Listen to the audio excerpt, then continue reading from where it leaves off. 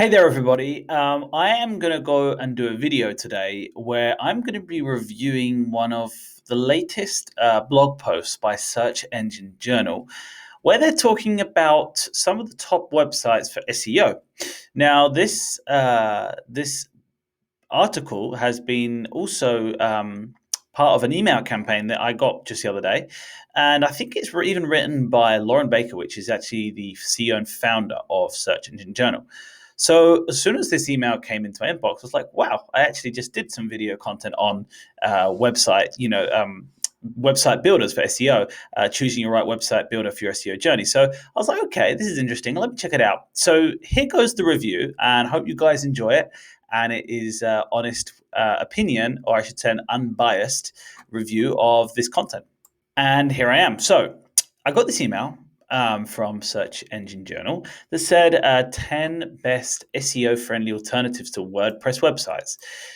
So straight away, this article started out on the wrong foot, because how do you classify as something being the best?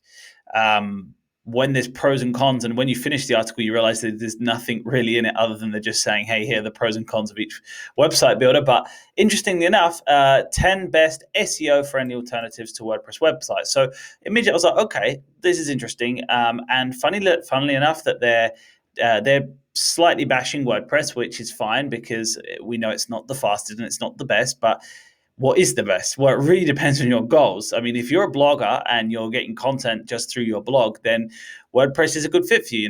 Maybe there are other solutions. Of course, there are better solutions, just like anything. So, and this was published 4 hours ago. So I'm being pretty quick to reply to this, by the way, Lauren Baker.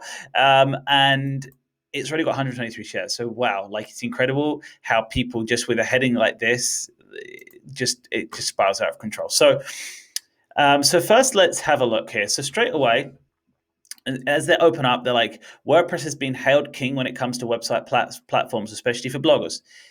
Guys, I've worked with a lot of software companies, and I've seen WordPress used time and time and time again for content. So I wouldn't say it's just for bloggers, and it hasn't been hailed king. It is just one of the most used, and probably from an economics point of view, it's one of the cheapest to maintain and to implement. That's the reality. So it's not about it being the king. It's just more the fact it's economically been successful, and it's got a good market fit for all types of businesses and environments. But is WordPress the best option to suit your needs? Well, really is. Everybody in every business has different SEO needs. So how can we go and now claim if this is the best for your SEO needs? So at the end of the day, this isn't really about choosing a website builder. It's about knowing the metrics and the performance that you need from a website to be able to determine if it's good for your SEO journey. Your SEO journey is going to be completely different to that of another business, another service, another industry. So never believe in like a blueprint, or believe in like a one size fits all approach, because that's not how SEO works. Okay, but then it goes on. It bashes WordPress again. Like, WordPress isn't necessarily the most user-friendly website on the market. Okay, interesting. It's not an all-in-one solution, which means you must rely on plugins in order to achieve a desired customization and functionality. 100%. WordPress is very bloated in plugins, very bloated because of its customization. It has a lot of different, I should say, dependencies, and this is a downside. And my colleague in ClickGuard, called Milos, I often talk about WordPress and that it has a lot of dependencies, and because of those dependencies, it has been compromised, or it can be susceptible for issues, but it doesn't make it a non-SEO friendly website builder. So then it goes and lists top 10 WordPress alternatives to build your website. So immediately I was like, okay, I'm supposing they're just going to provide me with like a list of websites. No, they're going to provide me with a list of websites and then the pros and cons and the key features. So I really don't understand, like, we're not really listing which ones are the best. This is just they're just going through the features of each of these website builders. Like Pro, free open source software, pre-made designs and templates, access to source code. I mean, this is all exactly the same as WordPress. And then cons, obviously, no free subdomains, no customer support, requires a PHP enabled server to run for your templates. Then it goes to Wix, which again, I know businesses that have scaled and created incredible e-commerce stores with Shopify and with Wix and with these and Squarespace, and immediately when this article suggests that these platforms, I go and check out the pros and cons, and then he's like, no option to retain full control of your website as you can with WordPress. I mean, we've just spoken about Joomla. So I'm not really, I didn't really get the consistency here of what they were trying to convey.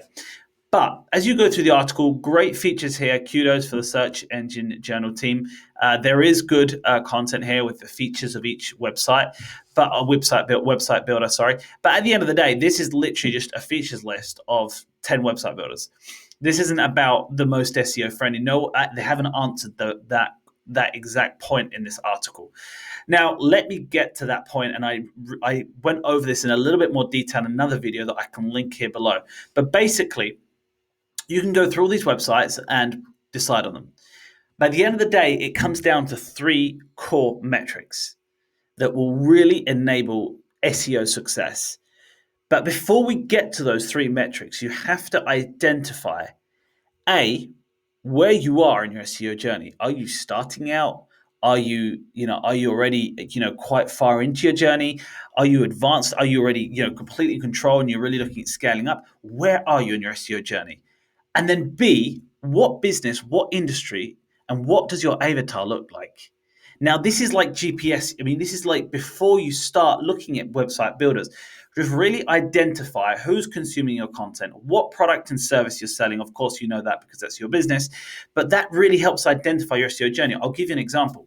Now, if you're selling, for example, fruit and veg, and you have like a retail store in London, now you might need to look at maybe resources, maybe nutritional resources or nutritional content that you can put out there that competes with Health Online and the Mayo Clinic. I don't know, and that might just be a blog on its own. And that just for the blog, you may use WordPress because it's great for blogging content, as it just pointed out. It's good for a lot of content purposes. So really, it depends if how you're going to leverage your SEO with your existing, you might say your existing vertical. For example, if you have an e-commerce and you don't want to disrupt that because you're using Shopify and it's working out really well for you, you can easily go and buy like a blog.yournameofyourbusiness.com and host it and then run it on WordPress and create an amazing blog, getting millions and millions of people to your blog a year, and then sending that traffic to your e-commerce page. So don't really worry too much about like finding the best website immediately. First, figure out what's good for you, what will work for you, and will work for your team. And then you come back to the 3 core metrics. And those 3 core metrics I've listed in the video below, but I go into a little bit more detail. But from my knowledge and my experience, they come down to site speed and performance. So if your site speed and your site performance is compromised because of the builder, because of whatever the factors are in the builder, then you have an issue.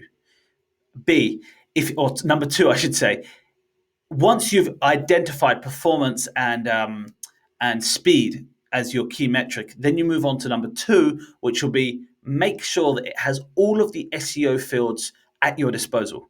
When I mean SEO fields, I mean your structured data. That's the basic core of like website architecture and getting great indexing and search results for your SEO goals and your SEO journey. And then number 3, make sure it's easy to collaborate, access, engage. If it's hard for your team to get involved, to be able to upload content, upload images, upload video, integrate with maybe your podcast software, it's going to become complex. So you make it easy. Make it easy for your team to collaborate, make it easy for your customers, make it easy for your vendors, whoever's going to engage with your website, your contractors, however it is going to be, make it easy. So guys, I hope this was interesting. If you have watched this, please go and hit a subscribe. I'm really just going over basic SEO principles, but are really fundamental, and people get so lost on this SEO journey because honestly, if you got this email and you read this article, you'd be like, right, now I know 10 names of website builders, but they're not telling me anything about SEO. So please, big shout out if you are going to read this article, which is great because it does give you some great features and pros and cons. Remember, there isn't such a thing as the best SEO builder. It's about how well a builder will adapt to your needs. Hope this video is interesting, guys. Hit me a subscribe, hit me a like. Go put a question in the comment, and I'd love to be able to produce some content around your questions. Thank you, guys, and have a great week.